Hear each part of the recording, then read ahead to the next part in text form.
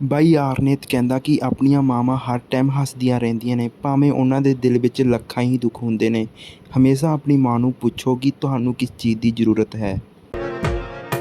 ਤਾਂ ਵੀ ਮਾਂ ਹੱਸਦੀ ਰਹਿੰਦੀ, ਦਿਲ ਵਿੱਚ ਭਾਵੇਂ ਲੱਖਾਂ ਟੁਕੜੇ, ਪੁੱਤ ਭਾਵੇਂ ਰੰਗ ਦੇ ਸਾਵਲੇ, ਮਾਵਾਂ ਲਈ ਚੱਲਦੇ ਟੁਕੜੇ।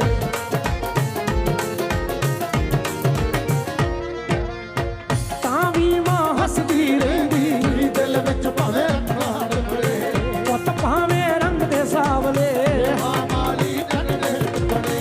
ਮੋੜਾਂ ਨੂੰ ਫਿਕਰਾਂ ਪੈ ਗਈਆਂ, ਮੋੜਾਂ ਨੂੰ ਫਿਕਰਾਂ ਪੈ ਗਈਆਂ, ਮੋੜਾਂ ਦੀ ਛਾਂ ਬਣਾ ਕੇ ਰੱਬ ਵੀ ਮਾਂ ਜੈਲਸ ਕਰਦਾ ਹੈ।